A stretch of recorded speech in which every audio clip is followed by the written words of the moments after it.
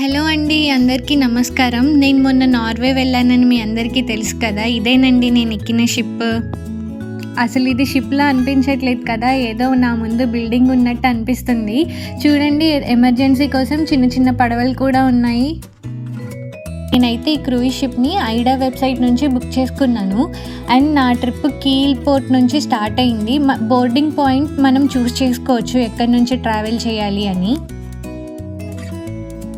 అసలు మాటలు రావట్లేదు కదా, చాలా అంటే చాలా పీస్ఫుల్గా అనిపించింది. ఇంత ప్రశాంతంగా, కామ్గా అలా వాటర్, సన్, ఇంతే సముద్రం, చాలా అంటే చాలా బాగుంది. సో నేను నార్వే ట్రిప్ ఎలా బుక్ చేసుకున్నాను, ఏమేమి చూశాను, నేను చేసిన మిస్టేక్స్ ఏంటి, అసలు షిప్లో లైఫ్ ఎలా ఉంటుంది, 7 days నేను ఏం చేశాను, ఎలా చేశాను, సో అదంతా కంప్లీట్ డీటెయిల్స్ ఈ వీడియోలో షేర్ చేద్దాం అనుకుంటున్నాను. మీకేమన్నా మీ ఓన్గా ఏమన్నా డౌట్స్ ఉంటే నాకు కామెంట్ బాక్స్లో చెప్పండి. యాక్చువల్గా నేను ఈ ట్రిప్ని ఐడా వెబ్సైట్ నుంచి బుక్ చేసుకున్నాను. మనం వెబ్సైట్ చూసినట్టయితే షిప్ ఏ సిటీస్ని కవర్ చేస్తుంది, ఈచ్ సిటీలో ఏమేం ఫేమస్ ప్లేసెస్.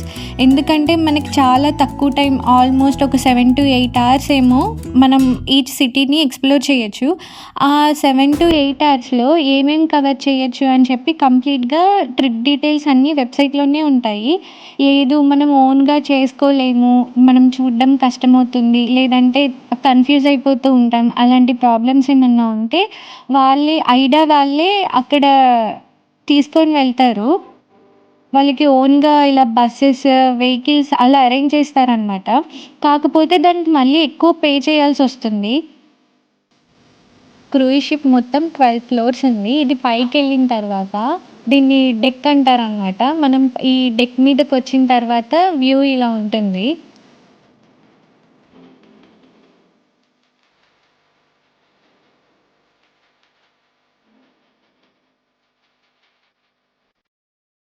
నేను ఈ ట్రిప్ బుక్ చేసుకునేటప్పుడు ఒకటైతే కన్ఫామ్‌గా అనుకున్నాను, అస్సలు సన్‌రైజ్, సన్‌సెట్ అస్సలు మిస్ అవ్వకూడదని.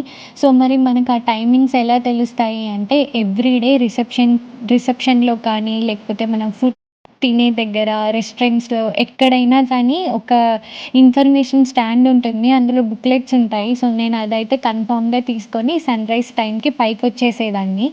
చాలా బాగుంది కదా. ఇది ఫుట్బాల్ కోర్ట్ కాదు, పైన జాగింగ్ కూడా చేస్తున్నారు. మంచిగా విండోలో నుంచి సముద్రాన్ని చూస్తూ చదువుకోవడానికి ఇలా అరేంజ్ చేశారనమాట. చాలామంది ఇక్కడికొచ్చి కూడా ఏదో బుక్స్, నావెల్స్ ఏవో చదువుతూనే ఉన్నారు. అసలు షిప్‌లో ఏదన్నా చూసి తిరిగి రూమ్‌కి రావడానికి చాలా టైం పట్టేది. నా రూమ్ డీటెయిల్స్ మీరు యూట్యూబ్ షార్ట్స్‌లో చూసే ఉంటారు కదా. క్రూయిజ్ షిప్‌లో అందరూ జర్మన్సే, చాలా తక్కువ మంది వేరే కంట్రీ వాళ్ళు. అది కూడా జర్మన్స్ ఈ క్రూయిజ్ షిప్‌ని ఫ్యామిలీ గ్యాదరింగ్స్‌కి వాడతారంట. సో మనం ఒకవేళ ఏజ్‌ని యావరేజ్ చేస్తే మ్యాక్స్ 35 to 40 రేంజ్‌లో ఉంటారు. యంగ్ వాళ్ళు కానీ, స్టూడెంట్స్ కానీ, లేకపోతే కపుల్స్ కానీ చాలా తక్కువ. మ్యాక్స్ అందరూ ఫ్యామిలీసే ఉన్నారు. అదొక రీజన్ నేను వీడియోస్ తీయకపోవడానికి. ఎందుకంటే ఫ్యామిలీస్‌తో వచ్చినప్పుడు మనం వీడియోస్ తీసి వాళ్ళకేమైనా నచ్చకపోతే ఏమైనా ప్రాబ్లమ్ అవుతుందేమోనని నేను చాలా తక్కువ వీడియోస్ తీసుకున్నాను. ఇది కైండ్ ఆఫ్ ఆడిటోరియం లాగా. ఈవినింగ్ అయితే చాలు ప్రతిరోజు ఏదో ఒక ప్రోగ్రామ్ ఉంటుంది. నాకైతే ఈ ప్రోగ్రామ్ చాలా నచ్చింది. ఏమనుకుంటున్నారు, మీలో ఎవరు కోటీశ్వరుడు? నేను జర్మన్ లాంగ్వేజ్లో చూశాను.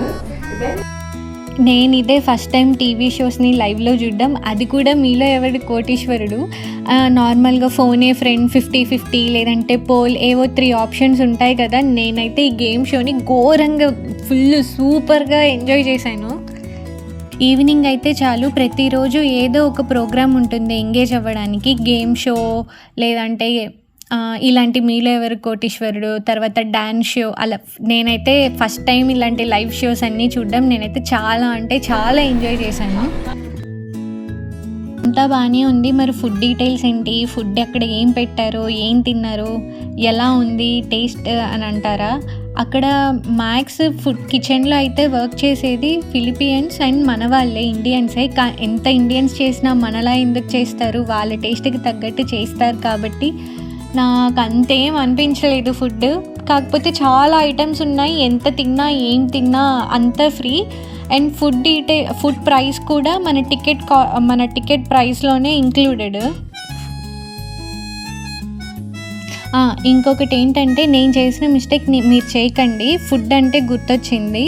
గూగుల్ ట్రాన్స్‌లేటర్ ఖచ్చితంగా డౌన్‌లోడ్ చేసుకొని వెళ్ళండి. ఎందుకంటే ఇక్కడ అన్నీ జర్మన్‌లో ఉన్నాయి. నాకు ఎలా చదవాలి అన్నది తెలీదు. ఒకవేళ గూగుల్ ట్రాన్స్‌లేటర్ ఉండుంటే నేను ఇంగ్లీష్‌లో ట్రాన్స్‌లేట్ చేసి చూసేదాన్నేమో. ఇదైతే నేను చేసిన బిగ్గెస్ట్ మిస్టేక్. ఎందుకంటే అన్నీ ఇక్కడ సీ ఫుడ్ ఉంది అండ్ నాన్ వెజ్ ఉంది. దాని పేరు తెలీదు. ఎందుకంటే వీళ్ళు ఎక్కువ బీఫ్ తింటారు కదా! సో ఇప్పుడు నేను ఏదన్నా తెలియక తీసుకుంటే బీఫ్ తింటానేమో అని చెప్పి నేను అసలు ట్రై కూడా చేయలేదు. నేనైతే మ్యాక్స్ వెజ్ తినడానికి ట్రై చేశాను. మీరైతే కన్ఫామ్గా గూగుల్ ట్రాన్స్లేటర్ డౌన్లోడ్ చేసుకోండి. ఇంకొకటి ఏంటంటే, అక్కడ మనం సముద్రంలో ట్రావెల్ చేసేటప్పుడు సిగ్నల్స్ ఉండవు కదా. శాటిలైట్ సిగ్నల్ కావాలి అని అంటే మనం టికెట్ బుక్ చేసుకునేటప్పుడే అదొకటి ఆప్షన్ ఉంటుందన్నమాట. మీకు వైఫై కావాలా వద్దా అని. వైఫై కావాలి అని అంటే మళ్ళీ ఎక్స్ట్రా మనీ పే చేయాలి. సో ఇలాంటివన్నీ ముందే డౌన్లోడ్ చేసుకొని వెళ్ళండి. అండ్ వెదర్ చెక్ చేసుకోండి. గూగుల్ ట్రాన్స్లేట్ డౌన్లోడ్ చేసుకోండి. ఖచ్చితంగా యూజ్ అవుతుంది మీకు. ఇంకొకటి ఏంటంటే, అందరూ మన వాళ్ళే అన్నాను కదా, చాలా అంటే చాలా బాగా రిసీవ్ చేసుకున్నారు. ఒకతను బీహార్ అనమాట. ఆ అన్న అయితే పిజ్జా కానీ వేరే కూల్ డ్రింక్స్కి అలా వాటికి మాత్రం మనీ పే చేయాలి. సో ఆయన అసలు మన వాళ్ళు కనబడడమే ఎక్కువ, మీరు ఏది కావాలంటే అది తినండి అని చెప్పి మాకు డ్రింక్స్ కానీ పిజ్జాస్ కానీ అన్నీ ఫ్రీగా ఆఫర్ చేసేవాళ్ళు. అసలు మనీ తీసుకోలేదు. చాలా బాగా మాట్లాడేవాళ్ళు. అసలు ఏదో అందరికీ దూరంగా ఏదో సముద్రంలో అలా ట్రావెల్ చేస్తూ ఉన్నాము, అసలు మన వాళ్ళ మొహాలు చూడడమే ఎక్కువ అని చెప్పి చాలా నవ్వుతూ డైలీ బాగా పలకరించేవాళ్ళు అనమాట. ఇది చూడండి, ఫుడ్ సెక్షన్లో టీ ప్రిపేర్ చేసుకునే యూనిట్ అనమాట. హాట్ వాటర్ కానీ గ్రీన్ టీ లీవ్స్ ఉంటాయి కదా, ఆ లీవ్స్లోనే చాలా ఒక 20-30 వెరైటీస్ ఉన్నాయి.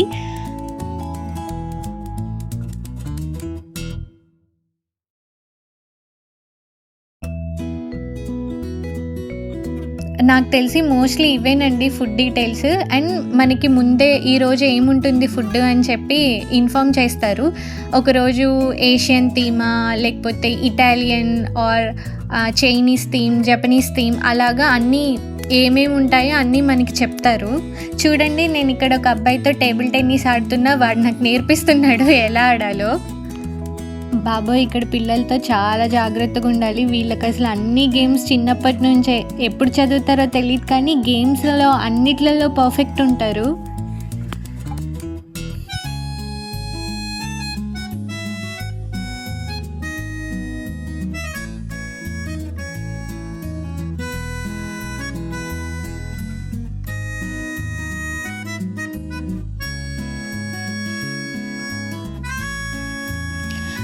ఇంకా మీకు షిప్లో ఇంకేం చూపించడం మర్చిపోయాను, షాపింగ్ కాంప్లెక్స్. నేను షాపింగ్ కాంప్లెక్స్లో రేట్స్ చూసి అసలు ఎవడరా ఇక్కడ కొంటాడు, అంత దూరం నుంచి ఆల్రెడీ చాలా రేట్స్ పెట్టి షిప్లోకి వచ్చి ఉంటారు కదా, మళ్ళీ ఇక్కడ ఎవడు కొంటాడు, ఎవడు షాపింగ్ చేస్తాడు. దానికి తోడు నిజంగా క్లియర్గా కనిపిస్తున్నాయి డబుల్ రేట్స్. నేను నిజంగా అయితే కొంటారని అనుకోలేదు, జస్ట్ టైంపాస్ చూస్తారేమో విండో షాపింగ్ అనుకున్నా. తీరా చూస్తే మొత్తం ఫిల్ అయిపోయాయి, షాప్స్ అన్నీ ఫిల్ అయిపోయాయి. అయినా కానీ కొంటున్నారు. నాకు జర్మన్స్ దాంట్లో ఒకటి అర్థం కానిది ఏంటంటే, అసలు డబ్బులు ఖర్చు పెట్టడానికి అస్సలు వెనకాడరు. ఇన్ని నిజంగా నేనైతే అసలు నేను చూడని కూడా చూడలేదు కొన్ని ఐటమ్స్ అయితే.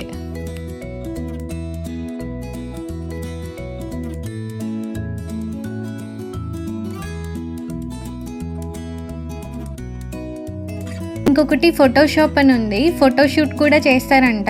ఇక్కడ లోపల మొత్తం ఈ గ్యాలరీలో ఇంతకుముందు ఇక్కడికి వచ్చి ఎవరెవరు ఫోటోషూట్ చేయించుకున్నారు అని వాళ్ళ ఫొటోస్తో మొత్తం కలర్ఫుల్గా నింపేశారు.